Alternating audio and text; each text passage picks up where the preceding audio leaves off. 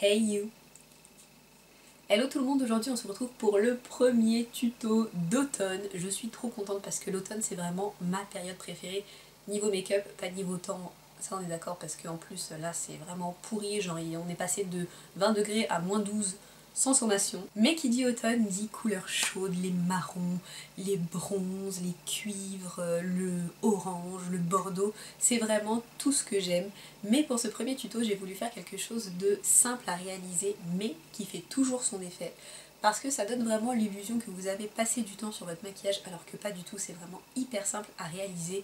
C'est le liner smudgy comme disent nos amis américaines. Il s'agit d'un liner fumé en fait, tout simplement, un liner légèrement estompé sur les bords, ce qui donne vraiment cet effet plus glamour qu'un trait de liner simple.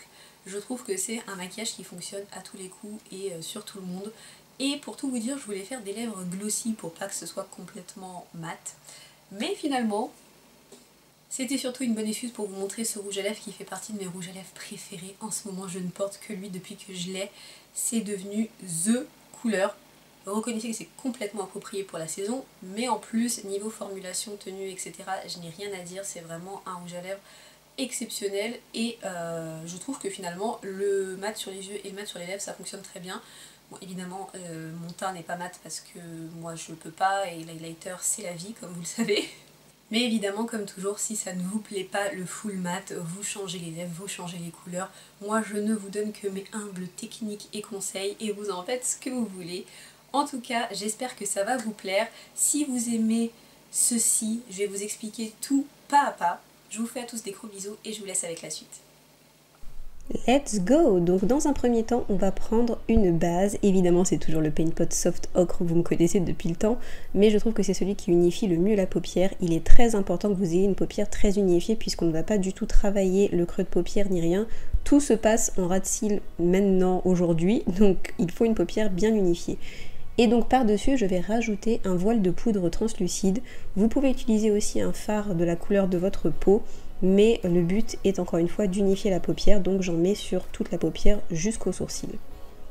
Je m'empare ensuite de mon liner noir qui va aujourd'hui nous servir de guide, notamment la virgule. Il faut vraiment que votre virgule, le trait inférieur de votre virgule, soit parfaitement tracé, parce que c'est ce qui va nous servir de guide pour ne pas dépasser. Vous voyez, c'est vraiment le trait par-delà lequel on ne placera pas de fard. Donc je vais tracer un trait de liner classique ensuite, il est vraiment très fin, le plus fin possible, parce que par-dessus je veux rajouter des poudres et je ne veux donc pas que le liner liquide soit prédominant, sinon ça va être compliqué à estomper.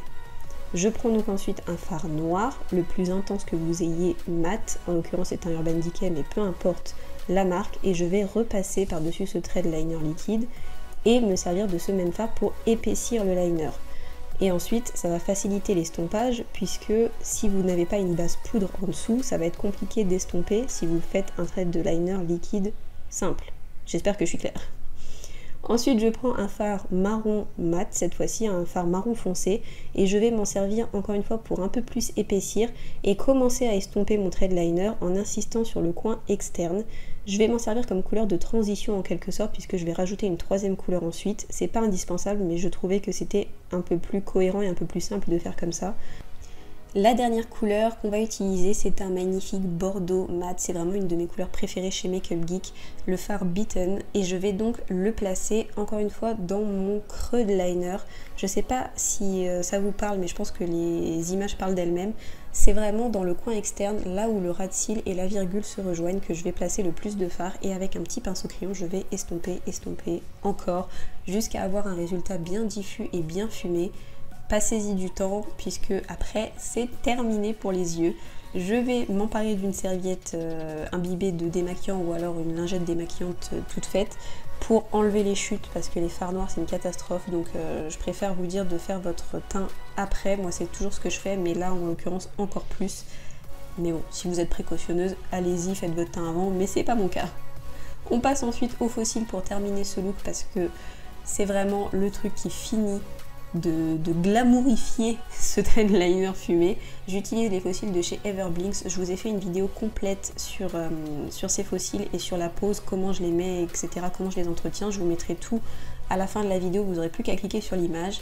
Une petite touche de mascara pour coller entre guillemets les cils et les faux cils ensemble et on peut passer au teint. J'utilise aujourd'hui le fond de teint Luminous Silk d'Armani avec mon pinceau Artis dont je vous ai aussi parlé et que j'aime toujours autant.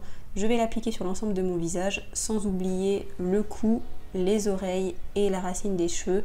Je le dis pas à chaque fois, mais avoir un teint nickel, c'est vraiment ce qui met en valeur un maquillage des yeux. Comme là, on a un maquillage assez simple au niveau des yeux, je vous conseille de passer le temps qu'il faut sur votre teint parce que c'est très très important d'avoir un teint nickel pour mettre en valeur un maquillage.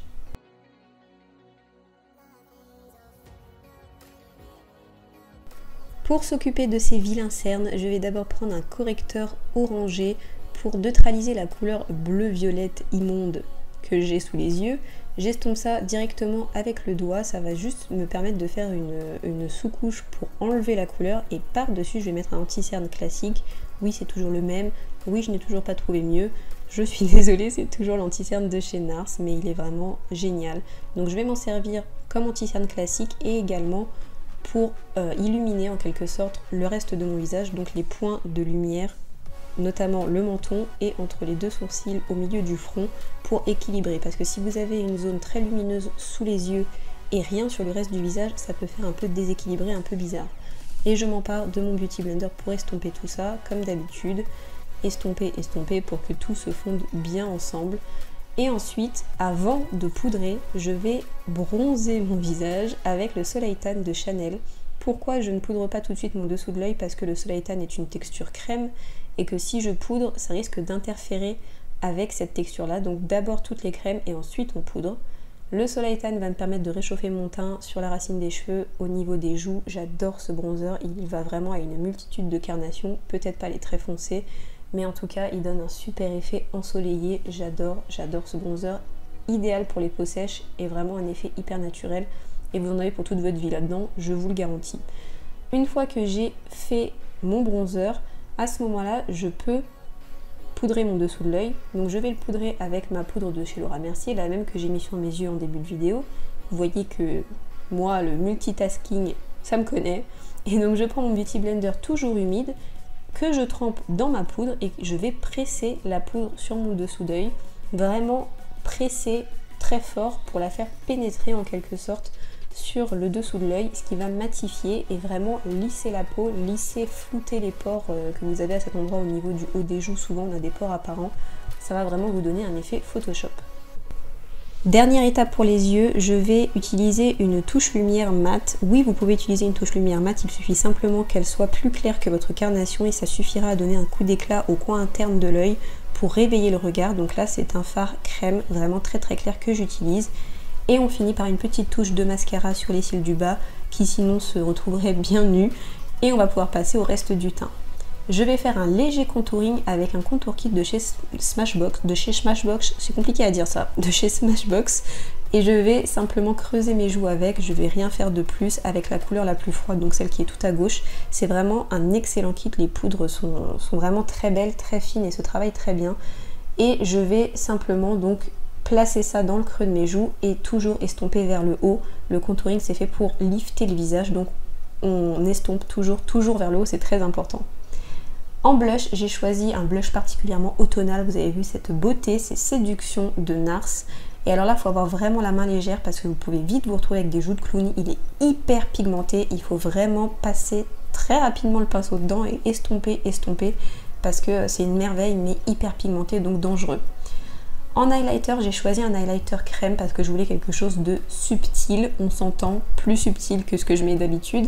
Donc c'est un highlighter champagne que je vais venir tapoter avec le doigt au niveau du haut des pommettes pour illuminer et accrocher la lumière très très légèrement. C'est une super belle couleur qui va à tout le monde. Je vais également en mettre un petit peu sur le bout de mon nez et sur l'arc de Cupidon. Et on finit avec les lèvres. Et là, j'utilise un crayon de chez NYX. Si vous ne connaissez pas ces crayons-là, ils sont vraiment géniaux. Les Slide On Pencil, ils sont crémeux, mais ils tiennent super bien. Ce sont vraiment des crayons super. Et la star du show, c'est Boss Lady de Gérard Cosmetics. J'adore ce rouge à lèvres. C'est un brun avec des sous-tons bordeaux. Il est magnifique. Un chocolat cerise, mais superbe, qui a un fini mat, bien évidemment, puisque... vous le savez, c'est ma passion. Je l'applique sur toutes les lèvres. Ça, c'est hyper uniforme. C'est une merveille. Voilà, j'en perds mes mots, je bafouille. Voilà pour ce look, j'espère vraiment que ça vous a plu. Je vous fais à tous des milliers de bisous. N'hésitez pas à me dire ce que vous en avez pensé en commentaire et je vous dis à très vite pour une prochaine vidéo. Ciao!